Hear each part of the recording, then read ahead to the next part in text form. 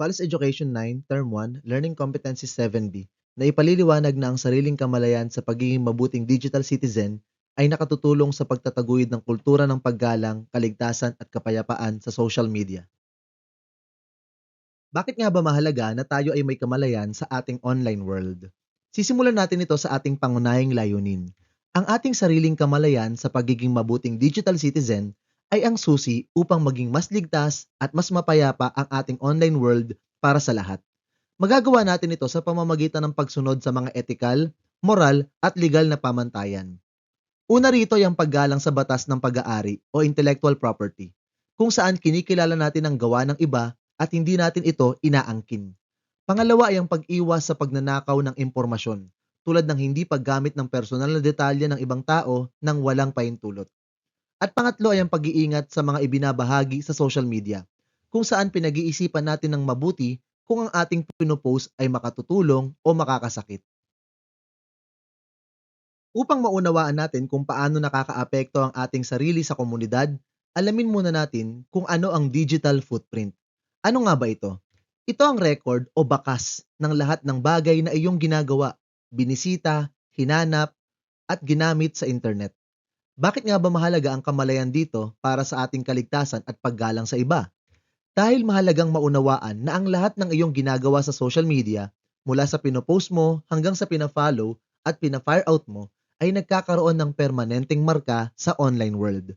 Ang markang ito ay hindi basta-basta nawawala at may direktang epekto sa iyo at sa mga taong nakapaligid sa iyo. Sa puntong ito, mga mag-aaral, talakayin naman natin ang kaugnayan ng sariling kamalayan sa pagpapayabong ng mga pagpapahalaga. Kapag mayroon tayong mataas na kamalayan bilang mabuting digital citizen, nakatutulong tayo sa pagpapayabong ng tatlong pangunahing pagpapahalaga sa ating social media. Una ay ang paggalang, kung saan bumubuo tayo ng ligtas at positibong pakikipag-ugnayan sa ating kapwa. Pangalawa ay ang kaligtasan, kung saan pinoprotektahan natin ang ating sarili at ang ating personal na impormasyon laban sa iba't ibang uri ng cyber threats. At pangatlo ay ang kapayapaan, kung saan nagsusulong tayo ng pandaigdigang pag-unawa at mapayapang relasyon sa kabila ng ating mga pagkakaiba-iba sa kultura at pananaw. Iisa-isahin natin ang mga ito sa mga susunod na slide. Talakayin natin ang unang pagpapahalaga, ang paggalang. Paano nga ba ito napagyayabong ng ating sariling kamalayan? Una, nagiging maingat tayo sa ating mga salita at kilos online. Pinag-iisipan natin ang epekto ng ating mga pinopost at itinatype.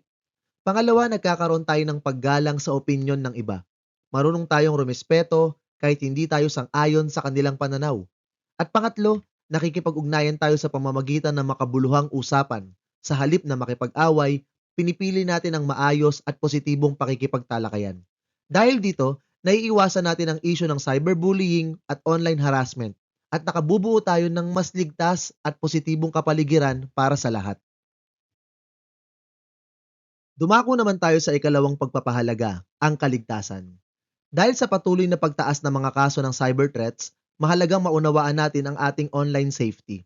Una, napagyayabong ito sa pamamagitan ng kamalayan sa ating digital footprint. Dahil alam natin na ang bawat ginagawa natin ay nagiiwan ng permanenteng marka sa online world.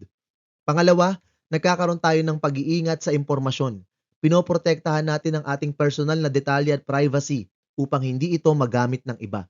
At pangatlo, nakatutulong ito sa pag-iwas sa mga cyber threats tulad ng mga scam, phishing at hacking.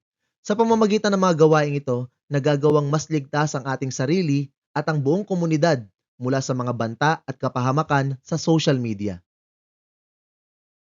At para sa ikatlong pagpapahalaga, ang kapayapaan, dahil ibinubuklod ng internet ang mga tao mula sa iba't ibang panig ng mundo, mahalagang gamitin natin ito upang magpalaganap ng kapayapaan. Una, napagyayabong natin ito sa pamamagitan ng cross-cultural communication o ang pagkakaroon ng pandaigdigang pag-unawa at pakikipagtulungan sa kabila ng pagkakaiba ng ating kultura at pananaw. Pangalawa, sa pamamagitan ng marangal na pakikipag-ugnayan, kung saan pinipili natin ang maayos, responsable, at may paggalang na pakikitungo sa bawat netizen. At pangatlo, sa pagtutulungan online, paggamit sa social media upang magbuklod ng tao at magdala ng positibong pagbabago sa halip na magpakalat ng gulo at pagkakahati-hati. Sa pamamagitan ng mga ito, nabubuksan natin ang daan tungo sa isang maayos, nagkakaisa, at mapayapang digital na komunidad sa buong mundo. Bago tayo magtapos, pagnilayan natin ang mensaheng ito. Ang isang ligtas, magalang at mapayapang digital world ay hindi nangyayari ng aksidente o kusa. Ito ay bunga ng mga individual na tulad mo na may mataas na kamalayan at pinipiling maging mabuting digital citizen sa bawat pag-click, pag-post at pakikipag-ugnayan online. Ang kultura ng ating digital space ay nakasalalay sa kung paano mo ginagamit ang iyong sariling kamalayan araw-araw. Ang hamon sa bawat isa sa atin, be a responsible digital citizen. Gamitin natin ang ating sariling kamalayan upang maging ehemplo ng paggalang, kaligtasan at kapayapaan online.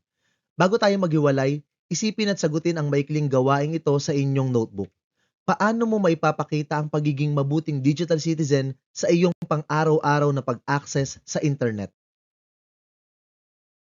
At hanggang dito lamang po ang ating aralin para sa araw na ito. Sana po ay may natutuhan kayo. Salamat po sa panonood at pakikinig. Paalam!